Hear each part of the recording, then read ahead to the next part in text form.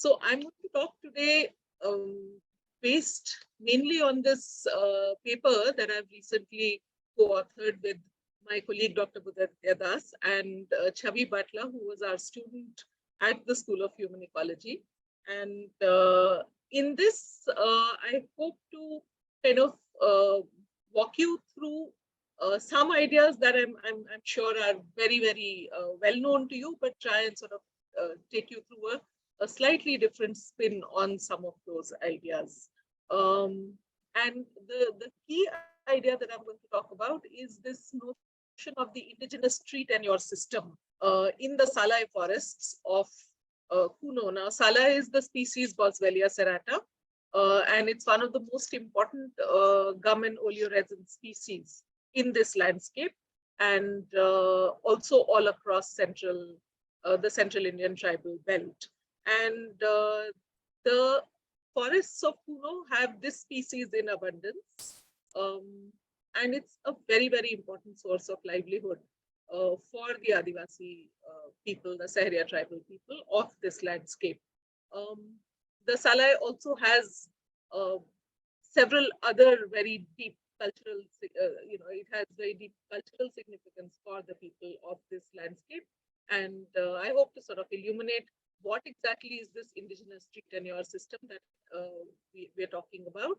And the other key ideas that I want to put out is, are the ideas of territoriality, as you can see in the title of the slide, and how the nature of territoriality in the forests of Kuno has changed in the last couple of decades, and what this has done to the way in which the Sahariya relate to their Salai forest, and which is why I have titled this talk Coexistence Under Threat.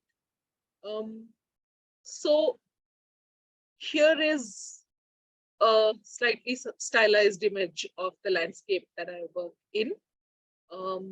So in central India, this is the state of Madhya Pradesh, and the Kuno forests are in the northernmost, at the northernmost edge of the state in a district called Shiopur, which is bordering Rajasthan. So the Chambal River forms a natural boundary between Rajasthan and Madhya Pradesh in this part. And the Kuno is one of the tributaries of the Chambal. And so the Kuno National Park, which used to be erstwhile wildlife sanctuary till around 3 years ago, is on this westernmost periphery of the Shiopur district. And, before it became a national park, while it was a wildlife sanctuary, it's a shape, if you just go and look for Kuno on Google Earth or Google Maps, it would show up a shape something like this. And the river Kuno runs from the south to the north and joins the Chambal River just around 14 or 15 kilometers outside of the then sanctuary and now national park. Now, I've been working here since probably the end of 1997. And my work here has been as a researcher, as a practitioner, and I now have the privilege of calling this place home. And I hope to retire there and spend far more time there than I'm currently able to do. So let me just take you to Kuno right away. So most of what has been written about the Sahariya and conservation and coexistence, or the lack of it, in this landscape has been written from the vantage point of inside the national park. So there have been, of course, and many of you are familiar with this, lots of debates about the initial plans about preparing this national park for the reintroduction of Asiatic lions, and then the switch that was made a few years ago to prepare this as the home for the African cheetah. And these debates continue to be alive in the media and in the public imagination, and are gaining a lot of traction in contemporary times. This is a debate I don't really plan to touch upon today. There are people far more qualified than I to talk about this. So what I would do is to talk to you from the vantage point of not inside the park, but outside, from landscapes that in the winter months look something like this.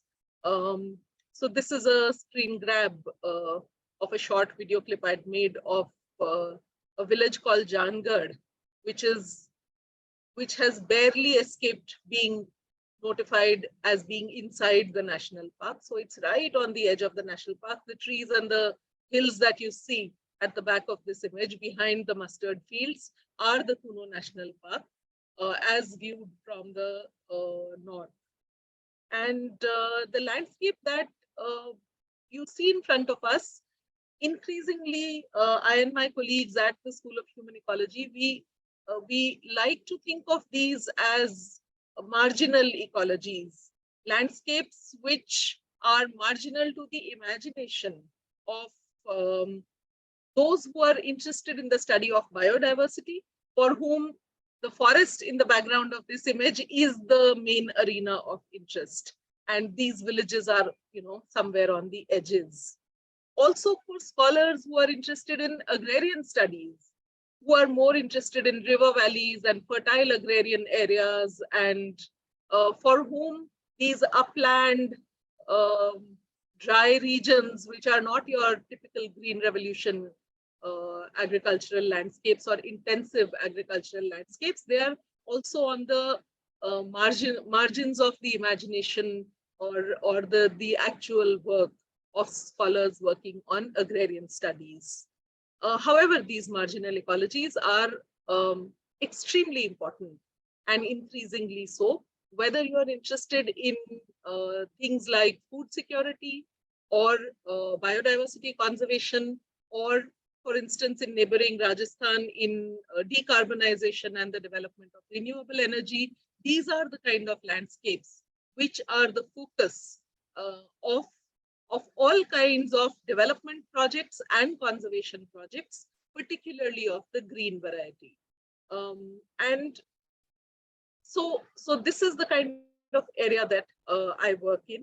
And there are several such villages on the periphery of the Kuno National Park. I happen to live and work in one such village, which is called Agra. And I'm going to talk about this village and its Sahariya inhabitants and its Salai forest in the rest of today's talk. But what is common to a lot of these villages around the Kuno National Park is that the people in these villages practice pluriactivity. They don't have only one source of livelihood, but multiple sources. And typically, till even around 15 years ago, but much less so today, the livelihood they practiced consisted of farming, often double cropped farming, because where they built their villages and prepared their agricultural fields was next to rivers or perennial rivulets. So farming was a very important livelihood source, but also forest produce collection, not just for their own use, but also for sale. Livelihood also came from livestock rearing. As you can see, commons are abundant. Grazing lands are quite widely available. And in fact, as you know, Kuno has been selected for initially lion and then cheetah introduction because it has grasslands interspersed with mixed dry deciduous forests. So those grasslands have also historically supported large livestock populations of these villages. And increasingly in the last couple of decades, the people here also practice wage work, not just in and around the villages, but also in the districts neighboring this Shopur, also in Shopur, in the lower lying canal irrigated areas of Shopur. So like I said, the Chambal River is, this is part of the Chambal landscape, and the Chambal dam and the canals coming out of it have created a fairly vibrant agrarian economy in districts like Shivpuri, Shopur, Morena, which are adjacent to these areas. So the people here also migrate as farm workers.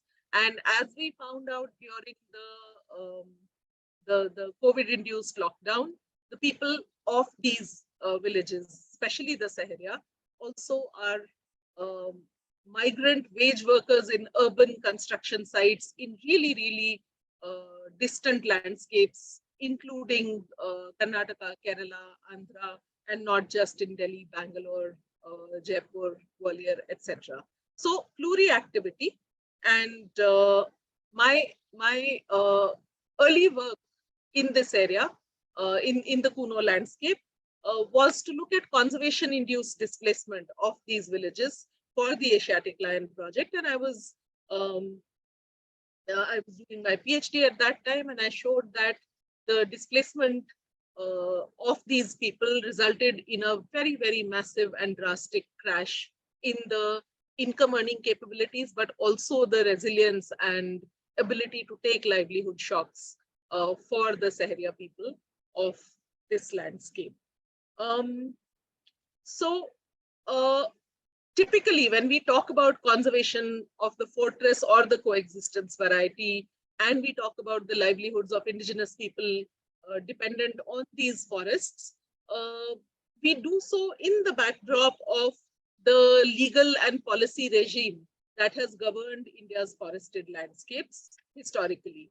And most of you will be familiar with this timeline, right?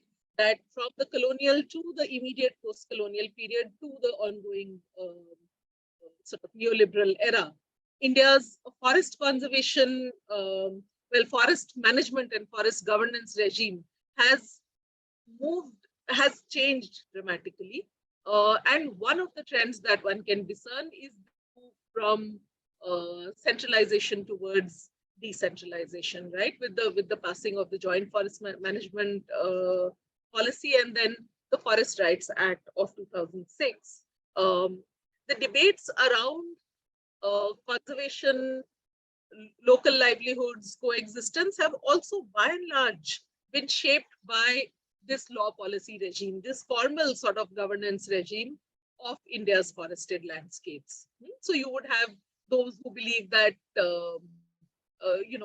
fortress conservation is absolutely essential for certain kinds of species, those who take the opposing point of view. And again, this is not something that I am going to dwell on too much unless there are questions about this. And there's a reason why I won't talk so much about the law policy regime. And the reason is simply this, that for the last 25 years, when I've worked in the forests and in the villages in and around Kuno, now very few in, but mostly around Kuno, I have not heard people talk about these legislations and either their emancipatory potential or the kind of restrictions that these laws have placed on their lives. So in some sense, increasingly, my own work has looked at what I would like to think of as the everyday realities of rural livelihoods and conservation activities in this landscape. And I would try and sort of, build my theory up from this grounded reality. So if you look at what is actually going on in these villages, and then try and build theory up from there, that perhaps helps us to get a better handle on how to move from less socially just to more socially just conservation. And for today, what I'd like to contribute to this discussion is the question of, are there any other ways of framing the debate around conservation and livelihood in landscapes like Kuno, in terms which are different from the kind of terms that you see on the screen in front of you.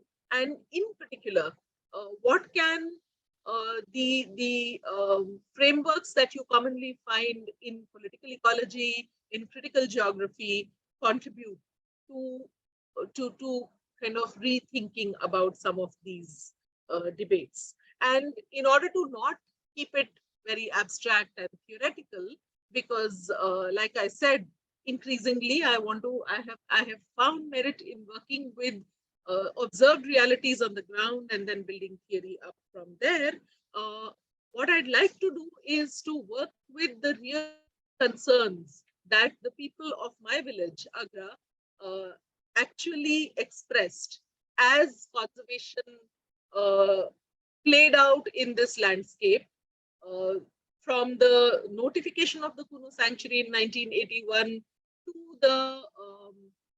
the displacement of 24 villages from the Kuno sanctuary and their resettlement around Agra to the contemporary moment where um, there is a group of cheetahs in the forest and alarmingly also outside of the forest in as we speak.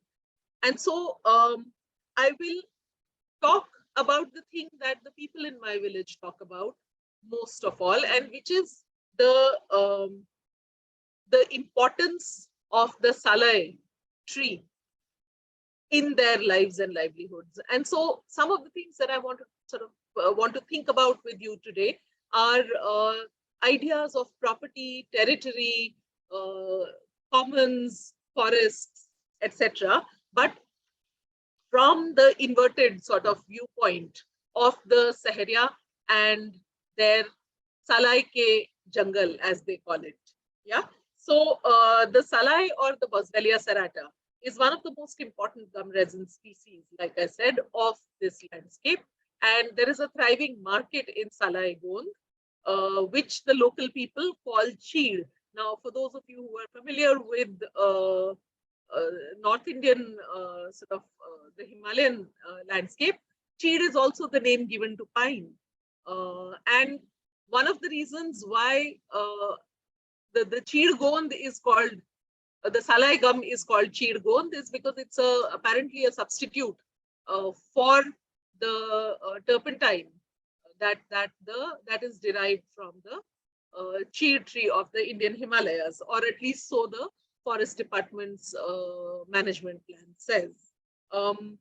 So this is one of the dominant gum-bearing species. There are at least 4 more which this area used to tap for gum. And the cheed gond has practically no local uses for the people of this village and of all the villages in the neighborhood. So this is, the cheed gond is extracted not just almost, but entirely for commercial purposes. The gum is sold in the local market, and then it makes its way up the commodity chain,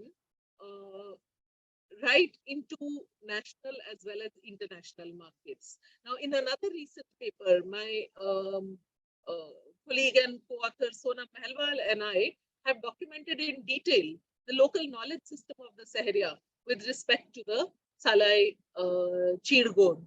And this paper, which was published earlier this year in the journal Forestries and Livelihoods, in this paper we talk about the very, very deep situated localized knowledge of the Sahariya regarding the gum tree and the very interesting ways in which they relate to the Salai tree. And in the context of gum extraction, how they sort of humanize the Salai tree, and the gum is often referred to or thought of as either the sweat that the tree brings out or the blood of the tree, because the Salai cheed gond is extracted by making an incision on the bark of the tree, and then the droplets from the tree ooze out and create these this resinous kind of substance, which is then harvested by the people. So in this sort of increasingly uncertain period with climate change and erratic rainfall patterns, etc., the Sahariya of Agra have many things to say about what is happening to the forest and to the Salai tree and its gum-bearing abilities. And this is something that we talk about in this other paper. Today, however, I would want to turn more towards, we would miss the trees and take a look at the, sort of zoom out and take a look at the Salai forest itself. How do the Sahariya actually manage access to the Salai forest? So the village I work in is this is Agra, and west of this is the Salai ka jungle, which technically, according to the Forest Department, falls into the Agra Reserve Forest and the Umri Reserve Forest. And now all the green part that you're seeing here is pretty much everything from this line, what you see here as Badatal, upwards, and this is a hilly uphill kind of terrain. All of this is now a part of the Kuno National Park. So this was their Salai ka jungle, which is now off bounds and out of limits because it has become a part of the Kuno National Park, the expanded Kuno National Park, and the expansion has to do with conservation. Some of the questions that we were interested in asking and finding out the answers to were, how is it that people of villages like Agra, and there are a couple of other resettled villages here in the vicinity, for whom also this forest is 1.5 kilometers walk, how do they actually manage the access to trees in this forest? On an average, till last year, the sale of Salai in the winter months would yield an average monthly income of around 50,000 rupees for a Sahariya family. And so, how do people actually make sure that there are no quarrels and fights about the way in which the gum resin is collected? And we found out that actually there is a very, very, very finely tuned system of forest management, which we later sort of began calling the Indigenous tree tenure system. But this is something that the Forest Department has apparently known for a very long time. Because if you read the management plan, the latest one of the Kuno National Park, they refer to this practice of managing the Salai trees as the Salai khet. And you know that khet means agricultural field. So what we found through research that was done in this landscape by my student and co-author Chavi Batla was that rather than the forest being this undifferentiated mass where people will go and lay claim to Salai trees to extract gum from at will, instead we found that every individual household, Sahariya household in Agra, has a very well-defined Salai patch. And what Chavi did was that in the summer of 2018, he went walking with the people from, with individuals from this village and geotagged the boundaries of their individual Salai khet. And she found that different households have these different patches which belong to them. And this belonging or this right is acknowledged by everybody else, not just in their own village, but also among the recent entrants to this landscape, the displaced villages of Kuno. So what we found is that each household's Salai patch is something that possesses practically all the features that an individual plot, which is a privately owned plot of land, actually has. So the Salai khet, as table 1 will tell you, so what we did was that we spoke to people from 3 generations of Sahariya. So the eldest were generation 1, the next were generation 2, and the third were generation 3. And we asked, how did you come to own the trees in your Salai patch? And we found that people laid claim to Salai trees either through the performance of labor.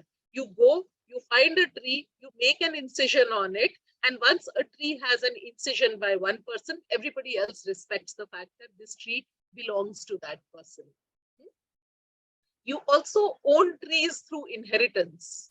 And for generation 2, you would notice that the ownership of trees through inheritance is quite important. Whereas the youngest Sahariya men and women that we spoke to did not have any direct new tree claims that they were making, mainly because the forest was now increasingly off limits for them and populations were rising, but rather only inheritance. What the next table is showing us also is the range of trees owned by individual households and what are the average number of trees that a household owns. And we find that from the 1980s to the 90s to contemporary times, the average tree ownership per adult, how per household has been declining.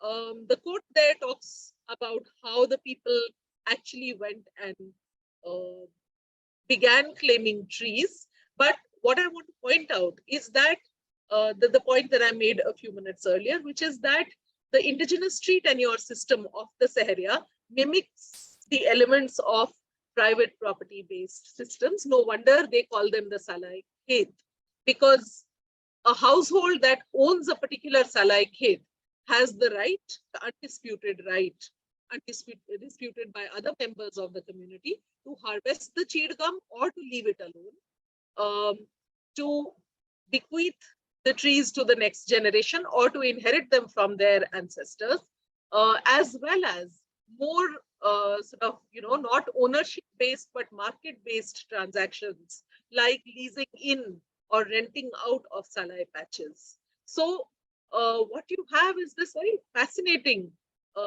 private property-like system in what is actually a state-owned reserve forest, or was a state-owned reserve forest till 2018. And this, of course, changes dramatically after 2018 for the villages, for the people of Agra, because in 2018, the reserve forest became a national park. But before that, for almost as far back, for as far back as we were able to trace through oral narratives, people mention that the indigenous tree tenure system, which is a very nimble and a very adaptive system, which which has evolved over the years as the markets nearby have expanded, as road connectivity has increased, as other livelihood opportunities have come in, people have been able to, so to speak, work under the radar of the official conservation laws, whether it's the Forest Rights Act or the Wildlife Protection Act, and continue working with their indigenous tree tenure system, and modified this system according to the needs of their time.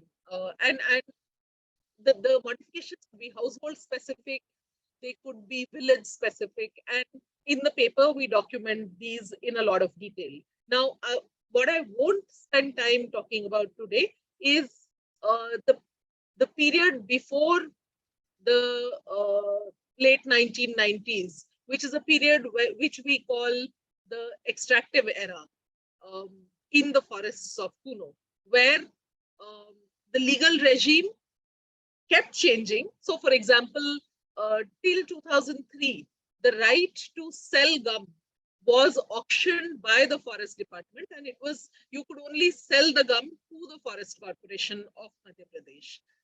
2003 onwards, this particular trade was liberalized, and people could, so a lot more people came in as traders, and the harvesters of cheed gum could sell cheed to the highest bidder, and there were a large number of new traders that entered into this market. So throughout this period, whether it was centralized, state-controlled cheed procurement and sale, or deregulated market-based sale, the indigenous tree tenure system survived and managed to sustain itself without too much trouble.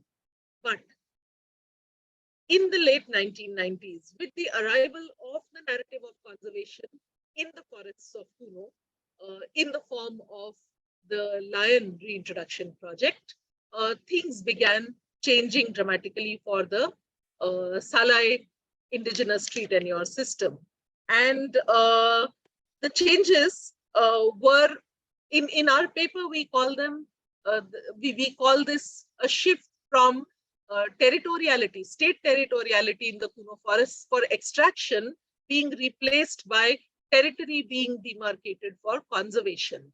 And this move from extractive to conservationist regimes has had a very, very adverse effect on the indigenous tree tenure system in the Salai forests of Agra.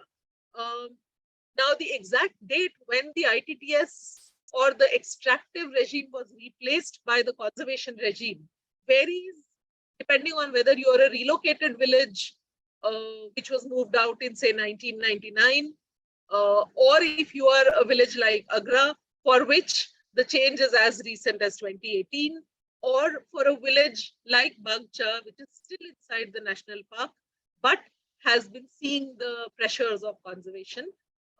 So the date might change, but the phenomenon is quite remarkably similar, which is that as conservation-based state territoriality makes inroads into the Salai forest, the indigenous tree tenure system is being dealt blows that threaten that its very existence. And the important thing is that the decline or the near demise of the tree tenure system has very little to do with uh, the fact that populations are rising, or that it's not as if populations have suddenly and dramatically increased and therefore the tree tenure system is crumbling, or that people have started harvesting much more intensely now due to some calamity or some, some kind of economic or ecological change. That is not the case. Available evidence tells us that the intensity has been going up, but it's been going up steadily. But the rupture happens due to the pressures of conservation. And in contemporary times, the pressures of conservation become even more strong because they are so closely tied in to narratives of nation and national pride and India becoming the sort of global leader in cheetah conservation and so on. So just to kind of take you towards the end of today's discussion, if you are walking towards the Salai forest from the village that I live in, Agra, just after you cross the Badatal, what used to be a seamless transition into the Salai forest is today disrupted by this 8-foot high, 8-kilometer long rubble wall. And this is a picture from 1.5 years ago. Today, I'm told that right in front of this wall, the Forest Department has made a wide motorable road so that patrolling of the national park boundary can happen 24/7. Other technologies of rule by which this rubble wall, this is a rubble wall. You can actually, if you and we stood together and chucked a few rocks or just pushed hard, we can actually bring down this wall. But the power of this wall is not in its structural integrity. The power of this wall is in the narratives around it or the ways in which territoriality actually works. So, for instance, the people of Agra have been told that there are CCTVs installed, at even distances along this wall, and the CCTV cameras are going to take footage, and even people who are trying to enter the forest on the sly at night or something will be identified. A couple of months ago, 4 or 5 months ago, in my last visit to the area, I was told that, and this was corroborated by the Forest Department, that people are patrolling the villages along the forest with sniffer dogs. And people have been told that now that the dogs have smelt you, if you go to the forest, the dogs will hunt you out. So between CCTV cameras and sniffer dogs and roads and new checkposts and increasing patrolling by guards, these new technologies of rule have actually created a virtual fortress around the Salai forest, and the indigenous tree tenure system is under the threat of imminent demise. So last year, and I mean this winter that has just got over, virtually no individual in the village admitted to having gone for cheed gum collection. Instead of going towards their forest, the young men from the village are now moving to distant locations as wage workers because they don't have access to cheed gum collection as a livelihood source anymore. Some people have, I believe, made attempts to go back, but these are attempts on the sly. They are done at night. We've had instances of women being attacked by bears and being mauled.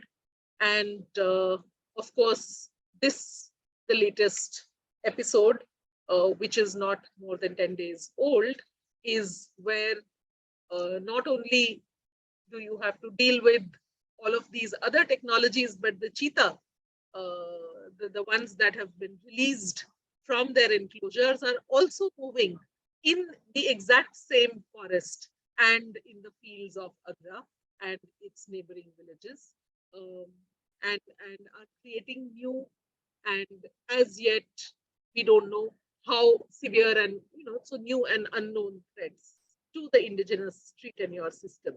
What seems clear, while we don't know how exactly this will play out, but what appears to be clear is that the indigenous tree tenure system of the Sahariya is going to be very hard to recover, and therefore so would be the possibilities of coexistence in the forests, in the Salai forests of Kuno. And this, I believe, is not just a loss for the Sahariya, but for all of us. Thank you.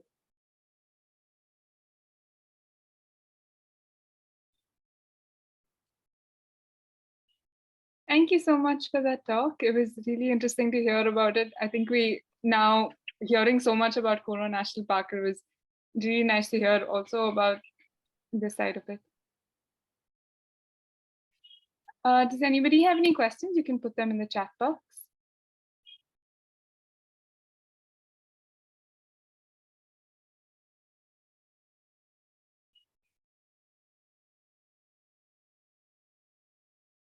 I'd be grateful if one of you can read out the questions. I don't want to be peering into the screen. Yeah, I can do that. Thanks.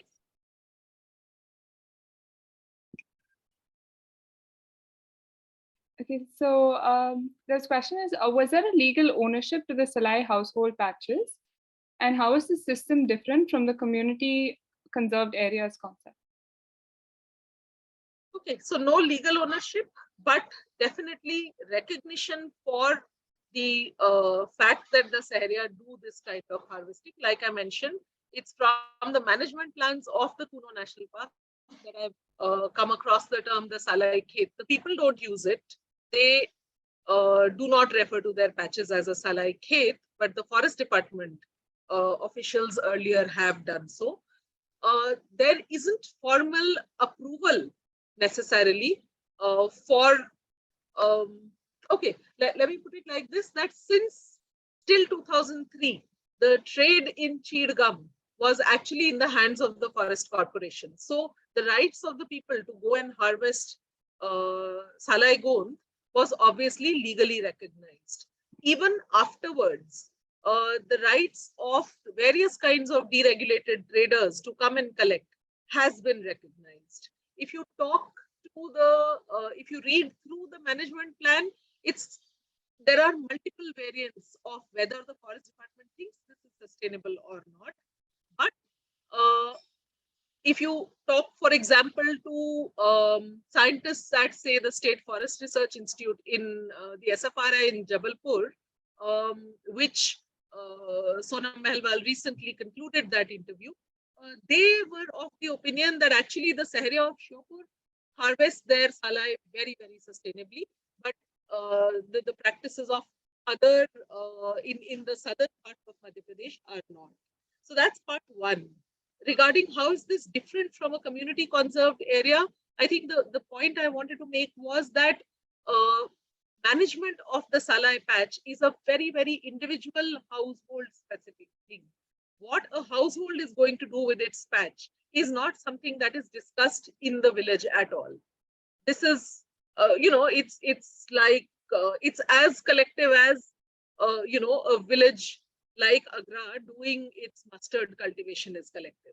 You have your patch, you go and do harvesting there, you decide which trees you're going to harvest, which side you're going to leave fallow, how many years is going to be the fallowing cycle. So this is very individualized and very, very tailored to the needs of the household. So if we think, for instance, from the point of view of, say, the Forest Rights Act, the collective management of the Salai forest is something that I had never heard it being discussed in the village because everybody is managing their little patch of the Salai forest. So in that sense, I think it's not necessarily incompatible with the idea of a community conserved area, but it's not really the imagination of a community conserved area that one commonly hears, where people sit and make collective decisions. And when there is a threat, they kind of collectively fight it. One doesn't see that here, which is why I wanted to make the distinction between what's happening on the ground and what our discourses and narratives tell us, and what our laws are designed around. All right, thank you. So Irapti wanted to know, was there any conflict resolution mechanism in case of conflict occurring between two neighboring families who had rights to pass? Okay. Yeah. The question, we actually do cover this in the paper, but just to quickly answer you, one of the most interesting quotes I heard when I asked this question, when we asked this question about, what happens if someone steals from your patch? Because, it's far, it's away in the forest. And they would say, why would they do that? So it was unthinkable. And when really pressed, we were given this really pitying look. Like, what is it that you don't get? And then we were told, okay, if someone steals from my patch, I will also steal from their patch. So, there isn't really any need. So it wasn't really an issue that came up. And when we look at issues of dispute resolution, we don't find them.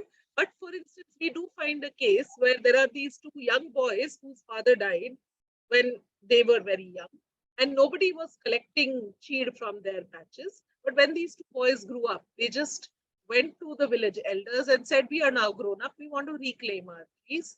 And they just started doing so. So while the collective is not meeting, it is hard to say. It's evident that it's not meeting because there aren't conflicts. And the reason why there aren't conflicts is because, the boundaries of each Salai Khet are mutually being respected. So in the paper, we refer to this as, property is not something that is a possession that needs to be legally backed. Property as relations, where your relationship with the thing that you possess is also upheld through your relationship with others within your community.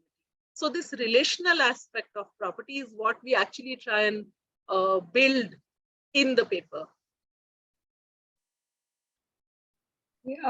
So the next question is, ideally, forest department should encourage the tribals for their livelihood within the forest right. So how is the forest department responding to this situation? What can I say? So this is a national park now. And according to the law, which the forest department is supposed to uphold, nobody can go inside a national park and extract gum. So what they're doing is enforcing the boundaries of the national park. So wherever you have villages adjacent to the national park boundaries, the boundaries are being strengthened and the fortress is being made secure. Whether they should do something to encourage this, yes, sure, of course they must, but they don't. And instead, what you hear now regarding local livelihoods is this whole narrative of cheetah-led tourism, which is then what is going to supposedly bring livelihoods to the local people. But this long-standing existing livelihood is not really something that I don't think the department's interested in upholding this at all now. And that comes from the change in the legal status. So the question to ask is, why was this part of the forest, which was ecologically intact and functional when it was a reserve forest, why was it made into a national park? What was the need to bump up the level of protection? Who was it being protected from? Who was it being protected for? And these are all questions which, like I said, using a political ecology lens, I would say that the answer lies in issues of narratives around nature, narratives around nationhood. Those seem to be the more important things, not really local livelihoods. So Amir Khan asked, is coexistence possible without justice?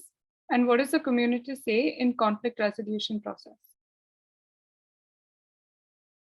No, I don't think coexistence is possible without justice. Yeah, that was an easy one. Um, what does the community say regarding conflicts?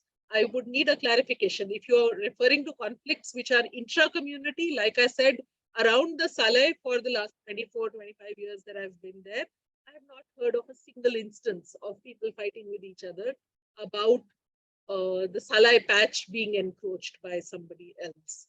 Regarding conflicts vis-a-vis the forest department on sort of, their land being now made off limits to them, it's a pretty longish sort of discussion. But I think that we often we just assume that if injustice is done, people will rise up and there will be resistance. Resistance is one of the possible reactions that people give in the face of injustice. And the more powerless a community is, the more difficult it is to resist. So when people cannot openly resist, they do other forms of politics. And that is something that you notice happening in the Salai forest also. People are petitioning the forest department, people are petitioning the district collector, ministers have been met. There is talk of a delegation going to Bhopal to meet the chief minister. Now, how effective will this kind of collective action be, especially given the counter narrative that the Cheetah project is something that is of national and global significance, is a thing that we need to think about and see how it unfolds. But I don't think the counter narrative has enough weight at the moment. And one of the reasons why this talk is happening is to lend weight to that counter narrative. Okay, so Ravi Chalam asked, what is the status of granting individual and community forest rights under the FRA? Not good. So what is very interesting is that in 2010-11, a lot of attempts were made, including by us, to kind of get the people of this village at least to file their FRA claims, and they did. But it wasn't something that was at all initiated by the community. It was something that, as the civil society organizations working in the area, we were trying to initiate these things. What happens usually with these claims is that they reach the next level, the block level, and then they start getting, stonewalled, which is exactly what happened here. And it was just not possible to get the people of Agra interested in filing their claims. My understanding of the situation is that till then, there was really no pressure on them to stop accessing the forest for whatever they needed. And therefore, their interest in getting formal titles and formal CFR rights was minimal. By the time the national park comes in, again, the long history of how the people are vis-a-vis the forest department, I think stands in the way of effective mobilization to demand rights. So rightful resistance using the law is something that is actually, if you look at studies across the world of displacement, resettlement, resistance is something that gets talked about and talked up a lot because it's something that gives us hope. But actual effective resistance doesn't happen as much as one would like to see. And the important question to ask is, why doesn't it happen? And the answer to that lies in the uneven power balance, I think, between the department and the people. So no, rights have not been given, nor have they really been demanded very stridently by the people. When pushed, they prefer negotiating, appealing. So there is this patron-client relationship between them and the forest department, which shapes what they're asking and how they're asking it. The FRA hasn't done much.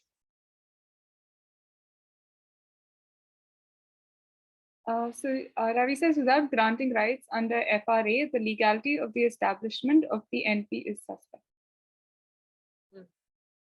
Agreed. Kanishk had a question. So he says, any thoughts about how the reintroduction plan influenced the Asiatic lion population? As we know, cheetahs are foraging animals and they're bound to wander off into other habitats.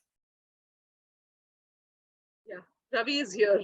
I will pass this one to Ravi, I think. Like I said, I was interested in talking more about the people and their forest governance practices. On the sort of on the merits and demerits of the conservation arguments, I would like to take a pass on that. I mean, I'm only a consumer of that knowledge as much as you are. Mobile and on road. Okay. Okay. Ravi, you and I will chat separately. All right. Okay. Does anybody have any other questions? I think we've covered everything that's in the chat room. Okay. And we are right on time. Wow. Yeah, we are. Okay. All right. Thank you so much for your time and for coming. And thank you everyone for attending today's seminar. I would love to see the comments emailed to me if possible. Sure. Yeah. Thank you, everyone. Thank you. Yes, bye-bye.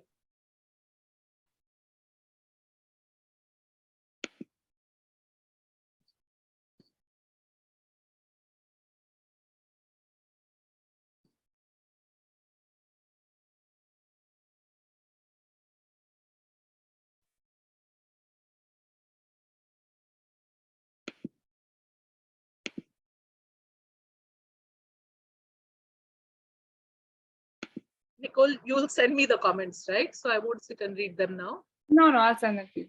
Right. Thank you so much. Bye-bye. I'm signing out now. Bye. Bye-bye.